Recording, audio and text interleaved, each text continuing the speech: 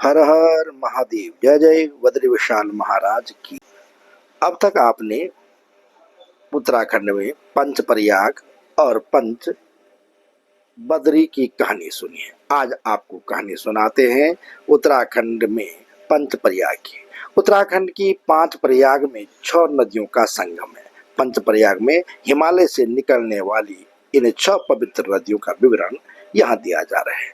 आपने प्रयागराज का नाम जरूर सुना होगा। इस बार तो वहाँ महाकुंभ का आयोजन हुआ था, इसलिए प्रयागराज हर जुबान पर विराजमान है।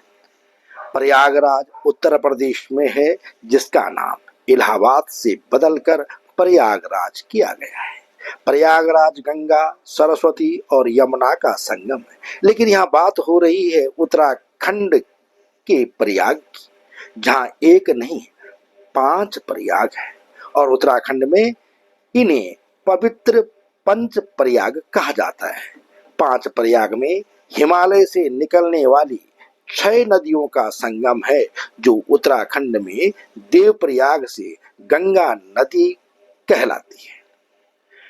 पंच प्रयाग में प्रथम अलकनंदा धौली गंगा के संगम पर जोशी मठ के नजदीक स्थित विष्णु प्रयाग है। यह स्थान चमोली जिले में पड़ता है। मान्यता है कि नंदा राजा ने यहाँ भगवान विष्णु को खुश करने के लिए यज्ञ किया था। दूसरा प्रयाग नंद प्रयाग है और यह भी चमोली जिले में स्थित है।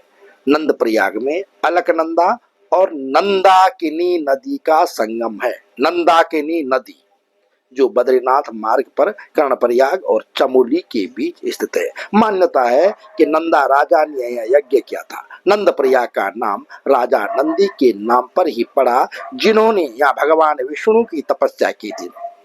यह भी कहा जाता है कि राजा नंदी को यहाँ श्री कृष्ण के पुत्र के रूप में प्राप्त होने का वरदान मिला था। यह स्थान समुद्र तल से 1358 मीटर की ऊंचाई पर है। कहते हैं कि 1894 में आई बाढ़ से संगम पर स्थित नंद प्रयाग पूरी तरह से बह गया था। उत्तराखंड का तीसरा प्रयाग कर्णप्रयाग है। चमोली जिले में स्थित इस प्रयाग में अलकनंदा और पिंडर नदी का संगम है। कहते हैं कि महाभारत काल में महायोद्धा कर्ण ने भगवान सूर्य की तपस्या की, इसलिए इस स्थान का नाम कर्णप्रयाग पड़ा।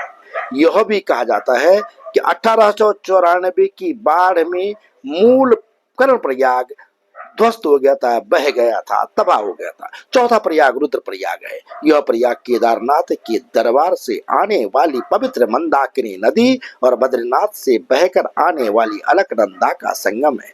ऋषिकेश से करीब 140 किलोमीटर की दूरी पर स्थित रुद्रप्रयाग से केदारनाथ जी और बद्रीनाथ जी के लिए रास्ते बंट जाते हैं। 5वां और अंतिम प्रयाग देवप्रयाग है, जो सबसे ज्यादा प्रसिद्ध प्रयाग भी है। यह प्रयाग अलकनंदा और भागीरथी का संगम है।